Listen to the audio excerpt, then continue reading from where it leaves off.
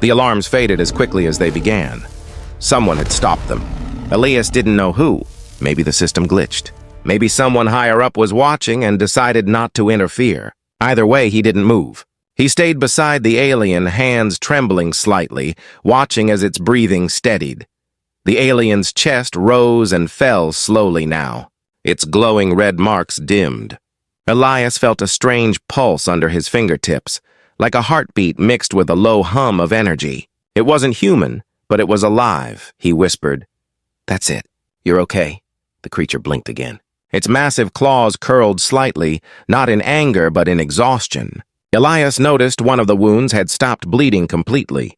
The tissue shimmered faintly, as if repairing itself faster in response to his calm voice. He should have called for a team. He should have reported this, but he didn't. Something told him that if others saw what he saw, they'd shut the experiment down, or worse, kill the creature for study. He took a small scanner from the table, one that still worked, and waved it near the alien's shoulder. The readings confused him. The creature's cells were mutating at high speed, combining organic and metallic patterns, like flesh mixed with energy. A living battery. The door slid open behind him. Elias froze.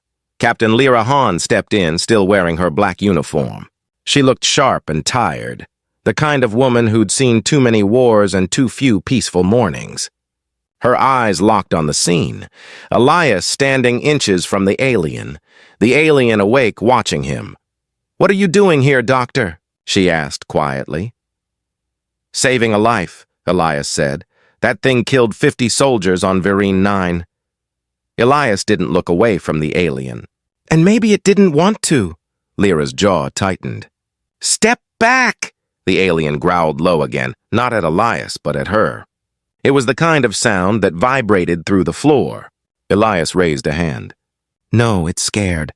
"Don't raise your weapon." She didn't, but her fingers hovered near it. "You're breaking every protocol we have." "I don't care," Elias said, voice steady now. "It understands me. Maybe it understands kindness." For a long moment, no one moved. The hum of machines filled the silence. Then Lyra sighed and tapped her wrist communicator. "Security, stand down. Medical override in progress. Record everything." Elias turned toward her, surprised.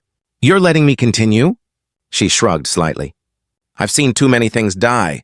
Let's see if something can live for once." Hours passed. The alien stayed awake but didn't fight. Elias cleaned the rest of the wounds, stitched where he could, and wrapped the arm in a thermal gel bandage. When he finished, the creature's breathing was calm and even. He sat back, exhausted. "You're tough," he murmured. "Most humans wouldn't survive half that." The alien made a soft, guttural noise, something between a sigh and a word. Elias looked at Lyra. "Did you hear that?" She frowned. "It tried to speak?" "Not words, but—" Elias leaned closer. The alien's mouth moved slightly, forming a shape like speech, then stopped. It looked directly at him, eyes faintly glowing. Elias felt something.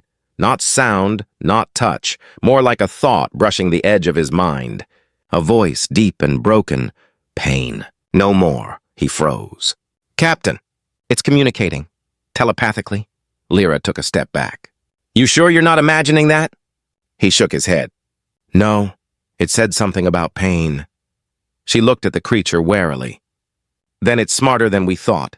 The alien blinked again, and Elias heard another faint whisper in his head. "You... help?" He smiled, quietly amazed. "Yeah, I'm helping." The door slid open again.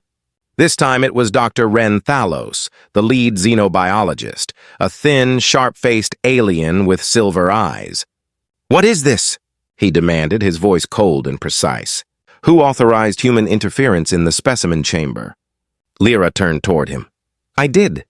"The doctor's treatment worked." Thalos's gaze hardened. "Worked? You mean he contaminated our research?" Elias stood up, tired but firm. "It's not a specimen. It's a patient." Thalos ignored him and typed commands into a console. The creature stirred, sensing something. "It's regenerating faster than before," Thalos said, half to himself. "Fascinating. Perhaps the human voice frequency triggered a hormonal release. A primitive connection response." Elias frowned. "It's not a lab rat." Everything is data, Thalos snapped. You forget your place, human, the alien growled again, louder this time. The red light under its skin flared, filling the room with an eerie glow. Elias raised his hands quickly. Easy, buddy. Don't! The alien stopped, chest heaving. Thalos stepped back, startled. The machines around them flickered. One of the monitors exploded in a burst of sparks. Lyra glared at him. That's enough, Doctor. Thalos glared at the alien. This is dangerous. Then maybe stop poking it, Elias said quietly. Thalos turned and left the room without another word. The door sealed behind him. Silence returned. Elias leaned against the table, exhaling. He's not wrong. It is dangerous. Lyra looked at him with a strange smile. So are you, apparently. The alien's eyes dimmed to a calm red glow. Its breathing slowed again. Elias stood watching it, the feeling of that telepathic voice still echoing in his mind. Trust me. For the first time, he realized those words might not have just been his. Somewhere deep inside, the alien had whispered them back. The next morning, the ship felt different. The corridors of the Vigilant Hope were quiet, but not peaceful. Whispers followed Elias wherever he went. Scientists stared. Soldiers turned their heads. He could almost feel the rumors crawling behind him like shadows. Someone had leaked the footage, him standing next to the alien, whispering, "Easy, buddy." Now everyone knew a human vet had walked into a sealed lab and lived to tell about it. By midday, he was called to the briefing room. Captain Lyra sat at the head of the table, arms crossed. Beside her was Dr. Thalos, his sharp silver eyes colder than ice. A few other officers filled the room, each with a tablet glowing faint blue. Lyra spoke first. Dr. Mercer, do you know why you're here? Elias nodded slowly. Because I broke protocol. Thalos leaned forward. You didn't just break it. You endangered this entire ship. That creature could have torn you apart. You let your emotions cloud your judgment. Elias didn't argue. He just said, it was dying. Thalos snapped. It's a weapon, not a patient. Lyra raised a hand. Enough. The alien survived. It's stable now. Let's hear what the doctor has to say. Elias swallowed, trying to steady his voice. It's not just alive, it understands. It tried to talk to me. A ripple of disbelief moved through the room. Someone chuckled quietly. Thalos smirked. Through words, I assume? Not words, Elias said. Through thought. I heard it in my mind. The room went silent again. Lyra's eyes narrowed. Telepathic contact? Elias nodded. I'm sure of it. It said, pain no more, and you help. It knew what I was doing. Thalos stood up. Absurd. That would require a neural link impossible for its physiology. Elias shook his head. Then explain how it reacts to voice and emotion. Machines fail near it, but it responds to compassion. Maybe that's not science to you, but it's communication. Lyra leaned back, studying him carefully. You believe it's trying to connect? I don't just believe it, Elias said. I felt it, Thalos glared at her. You can't let this continue. That thing is dangerous. The Council banned hybrid telepaths for a reason. Lyra looked between them, thinking. Finally, she said, we'll run tests. If there's truth to this, we'll find out. Thalos hissed in irritation, but didn't argue. He stormed out, his silver eyes flashing. When the door closed, Lyra sighed softly. You've made a lot of enemies today, Doctor. Elias managed a tired smile. Wouldn't be the first time. She almost smiled back. You're either the bravest or the dumbest man on this ship. I haven't decided which. That evening, Elias returned to the medical bay. The alien was awake now, sitting upright on the reinforced bed. Its wounds had closed completely, leaving silver scars that shimmered faintly under the light. When Elias entered, it turned its head slowly toward him. The air vibrated faintly. Then the voice echoed in his mind again, clearer this time. You, not like others. Elias froze. You're speaking again. Speak. Hard, the alien replied, each thought slow and broken, like a child learning to form words. You. Help.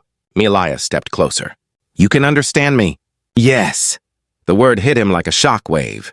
He exhaled slowly, a smile forming. Then we can finally talk. The alien tilted its head. Talk. Learn. Elias picked up a tablet and began recording everything. Can you tell me your name? The alien hesitated, as if searching through thoughts. No name. Name lost. In fire. Elias frowned. Fire? You mean the war? War. Not want. Those 3 words sent a chill through him. You didn't start it, did you? The alien's chest rose, and for a moment he felt grief in its thoughts. Pure and raw. We heal, not fight. They fear us. Elias whispered. They attacked your kind first. The alien didn't answer, but the silence said enough. Then, as if remembering something, it looked at him again. You human? Kind heart. He chuckled softly. You haven't met many humans, have you? A faint pulse of light rippled across its scars. Elias realized it was the alien's version of a smile. The door hissed open again. Lyra stepped in quietly. You talking to yourself again, Doctor? He turned toward her, eyes wide. It's responding. It understands me. It knows we didn't start the war. She frowned. You're sure? Completely. The alien's gaze shifted to her. Captain, not trust. Lyra froze, hearing the echo faintly in her own head. Did it just... Elias nodded. It's getting stronger. The alien's eyes dimmed again as if tired. Too many minds. Noise. Elias placed a hand on its arm gently. Rest. You're safe here. It blinked once and lowered its head. Lyra stared at the scene, her expression unreadable. Doctor, if what you're saying is true, this changes everything. The war, the council, all of it. Elias sighed. Then maybe we finally stop killing long enough to listen. Outside the ship, the endless black of space shimmered with distant stars. Somewhere far away, other creatures like this one might still be bleeding. Still fighting a war they never wanted, and on this ship, for the first time, peace began with a whisper. But peace never comes quietly for long.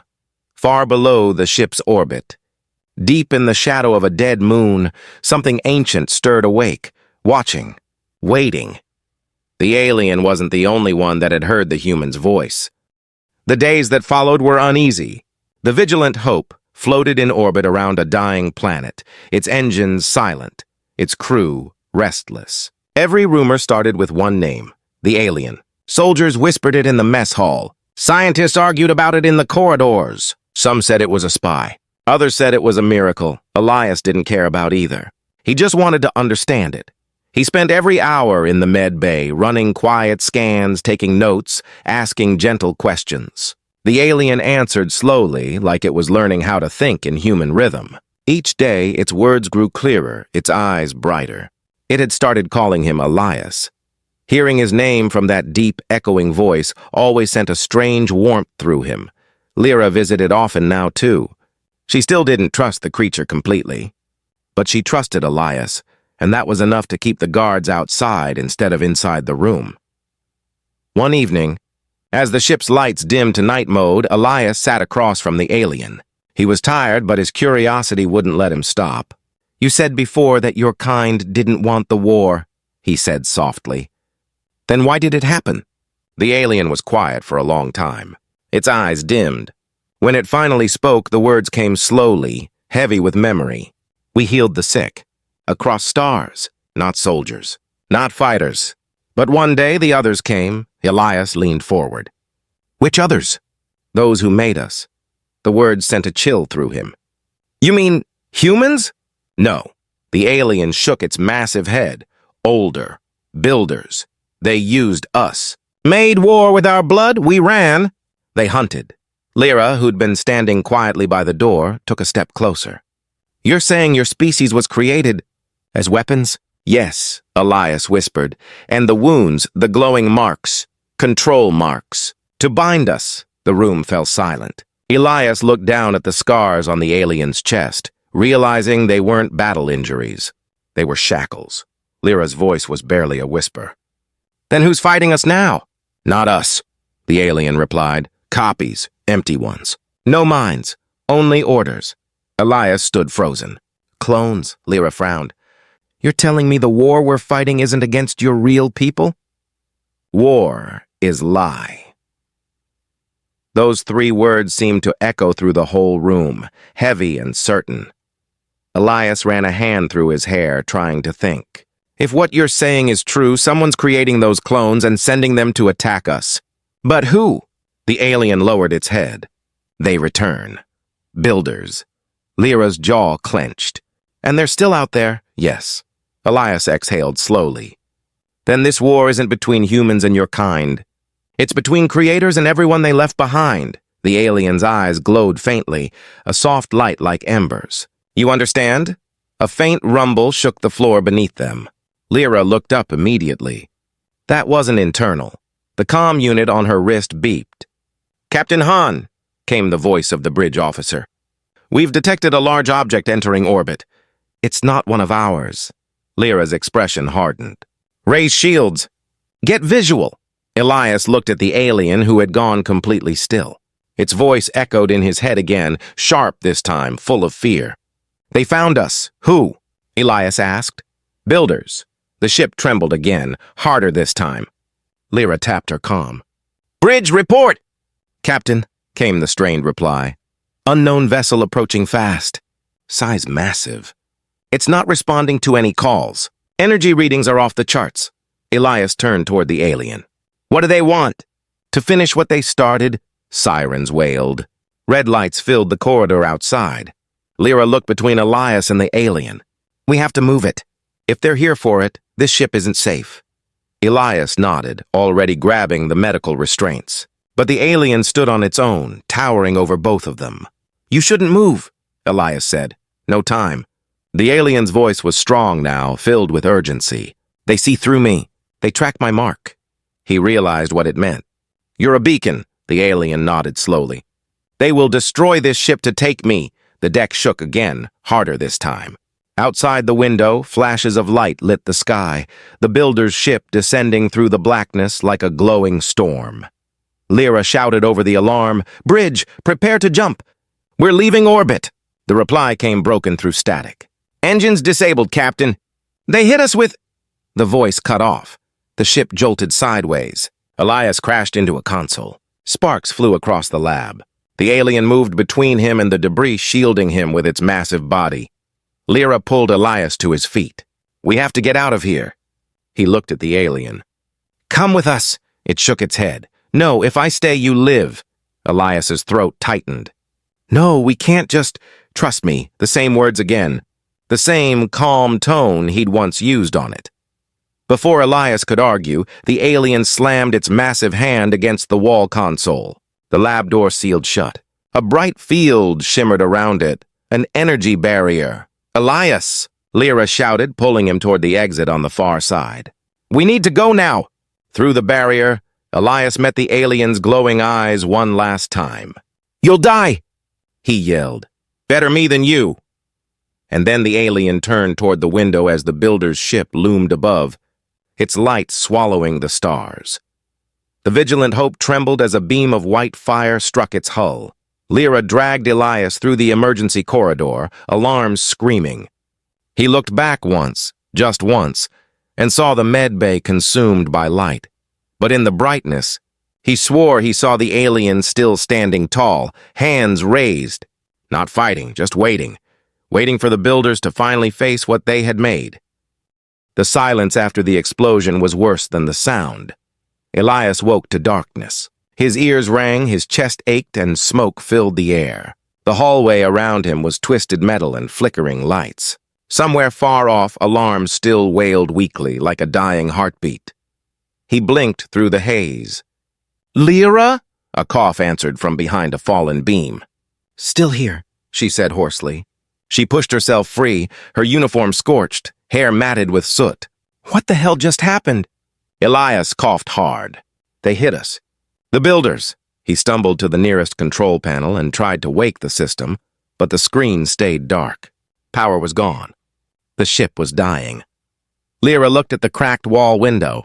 Outside, the builder's vessel hovered like a floating fortress, enormous and silent. Its light dimmed, but its presence was heavy, watching. Where's the alien? She asked quietly. Elias stared at the black smoke curling from the medbay corridor. His chest tightened. He stayed behind. Lyra closed her eyes. He saved us. They stood there in the flickering light, surrounded by the hum of dying machines. The ship's computer sputtered to life for a moment, just enough to speak. Warning. Hull breach detected. Oxygen levels dropping. Lyra looked at him grimly. We can't stay here. Escape pods? Maybe aft section, Elias said. If they're still intact. They moved slowly through the debris-filled corridors, every step echoing in the silence. They passed the burned remains of hall panels, shattered drones, empty suits. The ship that once felt alive now felt like a tomb. Halfway to the rear section, they found something strange. The walls glowed faintly with a soft silver light, smooth and pulsing like veins. Elias knelt beside it and touched the surface. It was warm. This isn't human tech, he said. Lyra crouched beside him. Then what is it? He frowned. Him. It's him. The alien. The glow followed the damaged walls, spreading like living tissue, sealing cracks, stabilizing pressure leaks. The ship was healing itself, Lyra whispered. He's still alive. Elias stood. He's trying to save us. They followed the glowing light until they reached what used to be the med bay. The entrance was half melted, the bulkhead doors fused together. But through the cracks, a faint red glow flickered. Help me pry this open, Elias said. Together they forced the doors apart. Heat poured out. The room was scorched black, but in the center stood the alien, still alive, barely. Its massive form trembled, glowing red lines running across its body like molten cracks. Energy pulsed from it in slow, painful waves. Elias rushed forward. You're alive! The voice was weak but clear in his mind. Not long. Lyra stepped closer cautiously. What did you do? The alien looked at her. Stopped them. For now. Outside the window, the builder's ship was motionless. Its bright engines dimmed to a faint glow as if frozen mid-strike. Elias stared, amazed. You froze them? Linked minds. They cannot move while I hold. You're holding that whole ship in place? Lyra asked. Yes, but it breaks me. Elias felt the tremor in his thoughts. Pain, immense and cold. There has to be another way. There is always way. But not without cost. He shook his head. You've already done enough. We'll find help. The alien's voice interrupted softly. No time. Listen. It raised a shaking hand toward Elias. They will come again. They always come. You must end them, Lyra frowned. How? They're gods compared to us. Not gods. Thieves. The alien's voice grew sharper. They steal life. Use it to build armies. My kind was first. Yours will be next. Elias felt the weight of those words like a stone in his chest. Then tell us how to stop them. Heart of Builder's ship. Controls all clones. Destroy Heart. Stop war. Lyra's eyes widened. The command core. The alien nodded weakly. Yes, but you must go now. Elias shook his head. We're not leaving you. The alien looked at him, tired, kind, unafraid. You gave me peace. That is enough. Lyra's comm device crackled back to life. Captain, came a faint voice. Escape pod systems online. Limited launch capacity. She looked at Elias. We have to go. He didn't move. He won't make it. The alien's voice came again, calm and steady. Go. Tell them truth. And builders. Promise me. Elias swallowed hard. I promise. He placed his hand gently on the creature's arm. It was hot like fire, but steady. Thank you. For trusting me. The alien's eyes glowed faintly. Easy, buddy. The same words Elias had once whispered echoed in his mind, breaking something inside him. He turned and followed Lyra down the corridor. Behind them, the ship trembled again, but this time it was not from attack. It was from power building deep inside the alien's body. When they reached the escape bay, Lyra strapped herself in and hit the launch command. Hold on, she said. The pod ejected into the cold dark, spinning through debris and light. As it drifted away, Elias looked back at the Vigilant Hope. The ship shone like a star now, blinding and beautiful. Then, with a flash brighter than a sunrise, it exploded, silent and brilliant. For a long moment, neither of them spoke. Finally, Lyra whispered, He bought us time. Elias watched the fading light. No, he said quietly. He gave us hope. Far ahead, the builder's massive vessel drifted motionless, damaged but not destroyed. And somewhere inside that metal giant, the truth, the heart, was still beating. Elias wiped his eyes, took a deep breath, and whispered, "We finish this." The escape pod drifted through the cold dark for hours. The stars around them looked still, like frozen sparks. Elias sat by the viewport, staring at the distant remains of the vigilant Hope. There was nothing left but a dim field of silver dust. Lyra was silent too. The quiet between them wasn't empty, it was heavy. Both of them knew what they had lost. When the pod's scanners finally beeped, Elias looked up. "We've got readings," he said. Lyra checked the display. "Debris field." Wait, that's not debris. Ahead of them, the massive shape of the builder's ship filled the view. It was no longer shining. Its once bright hull was cracked and scarred, parts of it still glowing red from the aliens' final attack. The ship looked alive but wounded, like a beast in pain. Lyra tightened her grip on the controls. "We can't just float here. We have to go in." Elias nodded. "The alien said their heart controls everything. If we destroy it, the clones stop." She set the pod toward a breach in the hull. As they got closer, the surface of the builder's ship shimmered. Metal that pulsed like muscle, alive and aware. The entry wasn't a door, it was a wound. The pod slid through, landing in a long, dim corridor. The air inside shimmered faintly, thick and warm, smelling of metal and ozone. Everything pulsed with that same slow rhythm. Thump, thump, thump. Like the heartbeat of a sleeping giant. Lyra whispered, "What kind of monsters build something like this?" Elias answered quietly. "The kind that forget why life matters." They moved carefully through the corridor, following the rhythmic glow until it led them to a vast chamber. At its center hung the heart. It was enormous, half machine, half living tissue. Red veins of energy ran through it, pulsing up into the walls. Suspended above it were shapes, hundreds of bodies, frozen in liquid light. Some were alien, some looked horrifyingly human. Elias stepped closer, his voice low. "They've been cloning both species." Lyra's jaw clenched. "So that's their war machine." He nodded. "And the alien knew. That's why he made me promise." The floor trembled slightly, and a voice echoed through the chamber, deep, mechanical, ancient. Human presence detected. Lyra raised her weapon. "I hate that voice already." "You have trespassed into creation's core," it continued. "You will not survive." Elias stepped forward. "We didn't come to survive. We came to end this." The chamber's light flared, and something began to form in front of them, a holographic figure of a tall being made of silver and light. Its face was featureless, but its voice was cold.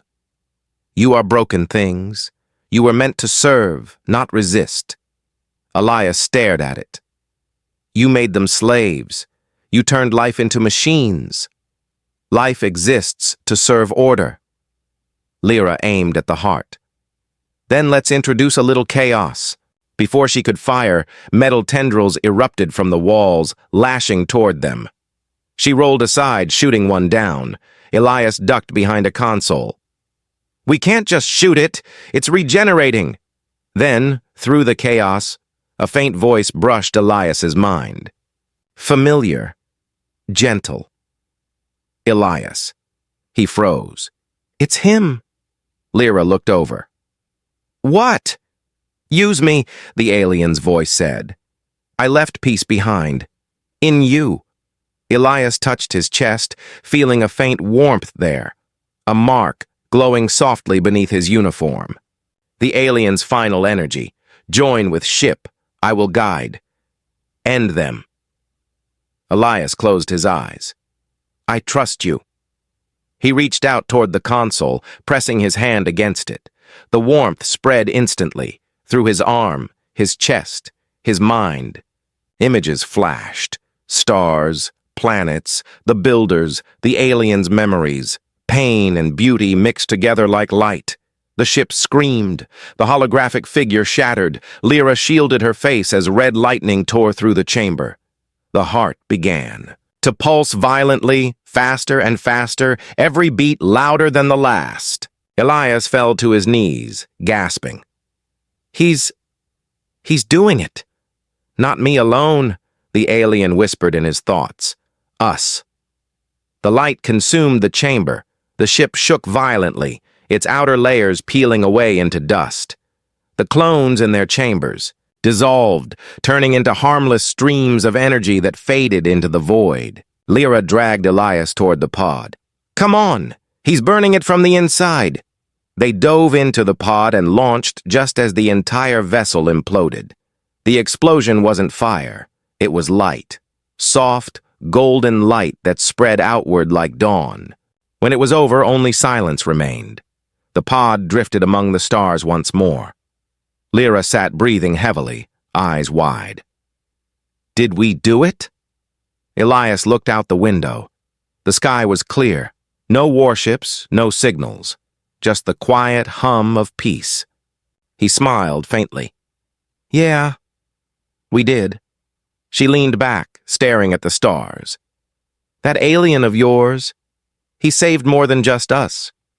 Elias nodded slowly. He saved everyone. For a long time, neither of them spoke. The stars stretched endlessly before them, peaceful and bright. Then, faintly, through the silence, a voice brushed Elias's thoughts one last time. Easy, buddy. He closed his eyes and smiled. The war was over. But humanity had just begun to understand what it truly meant to be alive. The universe had been quiet for too long. For decades, humans believed peace among the stars was finally possible. The Galactic Council had signed treaties, shared medicine, even traded art between worlds. But peace never lasts. Somewhere, someone always wants more. It started at the edge of human space, a small moon called Vereen 9. The message from the outpost came broken and short. Static, screaming, then silence. No one knew who attacked first. The report said the invaders looked like enormous beasts covered in black fur with glowing red marks across their bodies. The media called them the Wounds. The name fit. Captain Lyra Hahn was among the first responders. Her ship, the Horizon Star, was sent to rescue survivors. What she found instead was a battlefield of burning steel and broken lives. The alien creatures were stronger, faster, and seemed impossible to reason with. Yet when they roared, it didn't sound angry. It sounded like pain. Back on Earth, the war spread fear through every colony. Military doctors struggled to understand the strange biology of their enemies. Their weapons worked, but every scientist whispered the same unsettling thought. These creatures bleed like us. Dr. Elias Mercer never wanted to be part of a war. He was a veterinarian, someone who fixed broken bones and stitched up stray dogs, not soldiers. But when the Army asked for medical volunteers to study alien physiology, he couldn't say no. A wound is a wound, he told his sister before leaving. Doesn't matter who wears it. 2 weeks later, Elias stood in a sterile lab on the medical ship Vigilant Hope. Around him, the air smelled of antiseptic and fear. The first alien specimen had been captured alive, a massive bear-like being, twice the size of a human, with thick gray fur and crimson eyes that glowed faintly even under sedation. Deep claw marks ran along its chest as if it had been in a fight with its own kind. Every alien doctor who examined it refused to continue. They said it was cursed, that it carried something unnatural inside. Even machines malfunctioned near it, as if the creature's body rejected foreign technology. Elias watched quietly from behind the glass wall. He noticed small things others didn't. The way its breathing was uneven, the tremor in its limbs, the dried blood around its mouth. "It's not attacking," he whispered to the officer beside him. "It's suffering," the officer frowned. "You're not authorized to approach, Doctor." But Elias didn't move away. His instincts, the same ones that once helped calm dying animals on Earth, screamed that this wasn't a monster. It was something alive, afraid, and in pain. Hours passed. The alien doctors left, muttering in their language about dark spirits, and bioweapon contamination, the ship's captain ordered the creature placed in stasis for study. That night, the lab was silent except for the hum of machines. Elias couldn't sleep. He walked to the observation room again, staring at the massive creature lying under the cold light. Its breathing had become shallow. Its pulse, shown on the monitor, flickered weakly. He opened the intercom to the med bay. "Medical Bay 3, this is Dr. Mercer. The patient's heart rate is dropping." Static answered him. Then a cold robotic voice. "No human personnel authorized. Containment protocol active." Elias looked through the glass. The creature's claws twitched, scraping the table weakly. Its eyes opened halfway, dull, confused, and scared. Something in that look broke him. He disabled the security lock, slipped on his gloves, and entered the lab. The temperature inside dropped instantly. His breath came out in fog. The creature tried to lift its head, but couldn't. Elias slowly approached, hands open. "Easy," he said softly. "I'm not going to hurt you." The alien's gaze followed him. For a second, he thought it understood. Elias reached for a scanner, but the machine sparked and died. He set it aside, cursing under his breath. "All right, we'll do this old-fashioned." He took out a manual injector and checked the wound. The tissue wasn't infected. It was regenerating in strange patterns, glowing faintly beneath the fur. The creature growled low, a sound halfway between warning and plea. Elias took a deep breath and whispered, "Easy, buddy." The growl stopped. For the first time since the war began, the alien relaxed.